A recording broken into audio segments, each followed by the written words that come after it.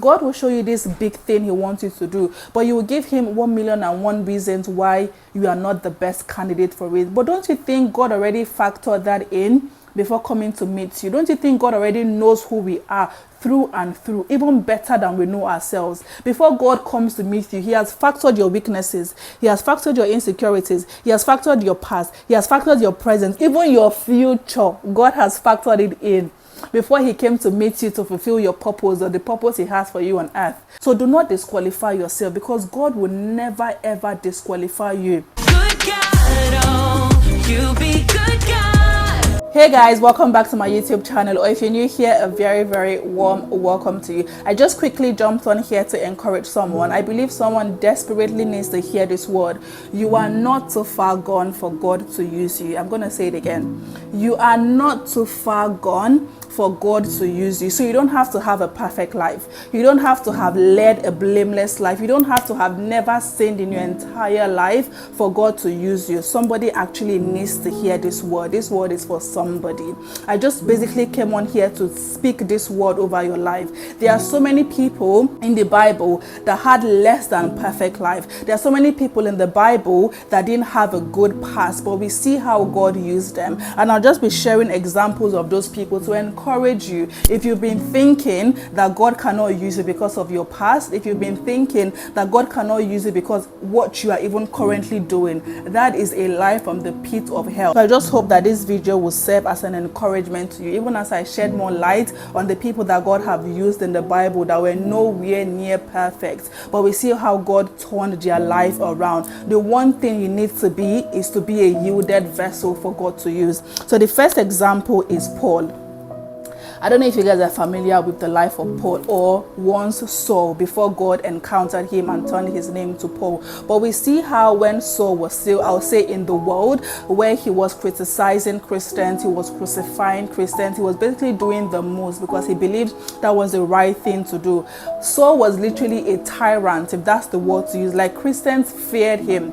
Believers feared him. But we see how God turned his life around, that even whilst he was on the road, the famous road to Damascus, going to even go and torment the life of believers wherever they were in Damascus, right? We see how God encountered him and how Jesus revealed himself to him and just turned his life around. He went from someone that was speaking against Jesus to speaking for Jesus, even bringing people to God, right? And we know that he wrote majority of the New Testament. So I think Paul's life is just an example of a life that it's just an example that there is nobody God cannot use. You are not too far gone for God to use. Left to me, I'm like, Paul is a close case, basically. Like, you can't really use somebody like that is crucifying people that are speaking against you, crucifying people, right, that wants to propagate the agenda of heaven. But we see how God used him regardless. And we also have the life of Rahab. I don't know if you guys know Rahab, but yeah, she was a prostitute. Rahab was a prostitute. But that didn't stop God from using her.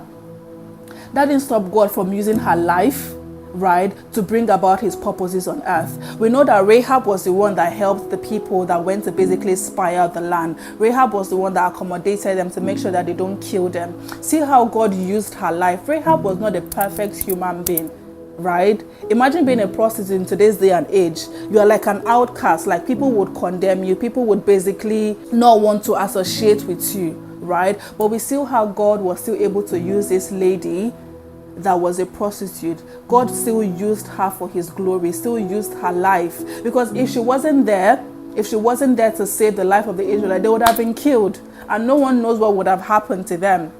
But God positioned her in that place to basically help save his people and basically bring about of the rescue of the Israelites. And we know how that turned out to be. And then we have the life of Moses as well. Ooh. Moses is one person I can relate to. Moses had several weaknesses. Moses had several insecurities. Moses had so many things that disqualified him from being used by God. We know his encounter, the burning bush encounter in the wilderness, where God asked him to go and save the Israelites from Pharaoh, right? And we know the many excuses that this man gave to God. I'm tongue-tied. I am slow to speak.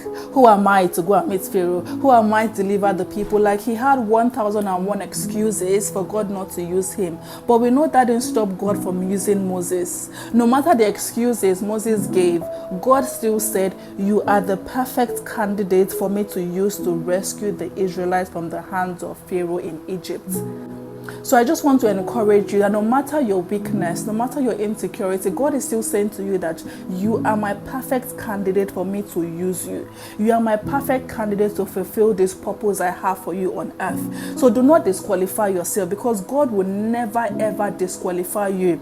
And one thing we need to come to understand is we're not going to do God's work by our own strength. We're not going to do God's work in our own capacity. God is not calling you to do whatever he has called you to do in your own strength. No, he would equip you and he will qualify you to do whatever he has called you to do. He would even go with you to fulfill the assignment he has called you to. Even in the life of Moses, God didn't just send Moses all by himself. We see the back and forth, and we see the conversation that Moses was having with God at every interval. So God will not just send you into your assignment, into your purpose, and just leave you to figure things out. No, he will still walk beside you, hold your hands, and do whatever he has called you to do. I believe we just have to have a state of yieldedness. Our heart has to be one that is submitted to God. So in as much as you have weaknesses and you have insecurities and you have a past, a very colorful past, right? What you need to have is a yielded heart. A heart that is submitted to God to mold, to shape, and to turn you into a vessel that he can use. That is all you need to do. Forget about what you've done in the past. Forget about where you're coming from. Forget about your weaknesses. Come the way you are to God, and God will not leave you remaining the same. And also, we have the life of Gideon. I can also relate to Gideon. Insecurities is not a good thing, to be very, very honest. Insecurity robs us of God's blessings, robs us of the best God has in store for us. Gideon was also someone that was insecure. So we know that Gideon was going to be used mightily by God. God called him a mighty man of valor. Meanwhile, Gideon was threshing wheat. Like, he was basically hiding to thresh wheat. And if you know how wheat is, you need to be in an open space. So as you are, I don't know how to explain, but basically as you're doing what you're doing, the shaft is meant to be blown away by the air. But he was literally hiding so that the Midianites would not see him, right? And God met him in that state and called him a mighty man of valor. Someone that was scared to death of the Midianites, God still called him a mighty man of valor. Gideon did not see himself one bit mighty in any way, shape, or form. Gideon was just a very timid, a very quiet person. But we see how God turned his life around. God said, oh, my clan is the weakest in Manasseh. I am the lowest in my father's house. I am the this, I am the that. Basically disqualifying himself from being used by God. And that is what most of us do, if I'm being honest.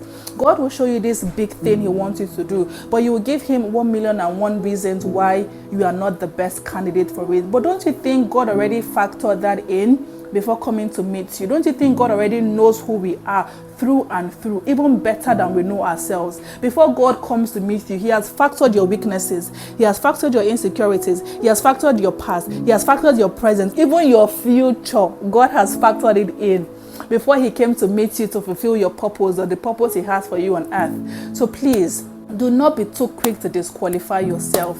Do not be too quick to say, God, I don't think I am the best person for this opportunity you are bringing my way. Do not self-sabotage. Many of us fall into this trap of self-sabotaging. God is not going to ask us to do anything in our own ability, because to be honest, on our own, we can do absolutely nothing. On our own, we can do nothing. So what you need to come to understand is that God will equip you, and God will give you the grace that you need to fulfill whatever purpose, whatever assignment that He's calling you for. God will not leave you to do anything by yourself. God will not leave you to go and figure things out. He will walk with you, hold your hands. He wants to partner with you. He wants you to partner with him to fulfill the purpose and the calling he has for your life. God has an assignment for each and every one of us. But we just have to align.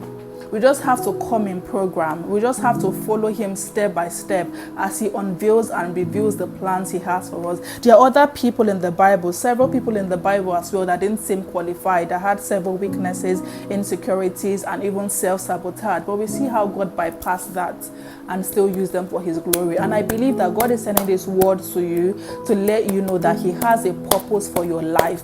And regardless of your weaknesses, regardless of your shortcomings, regardless of your colorful past, God still wants to use you. All you need to do is to be yielded to God. All you need to do is to be submitted to the plans of God for your life, and you will see how God will turn your life around, how God will do a 360 in your life that you will not even be able to recognize yourself.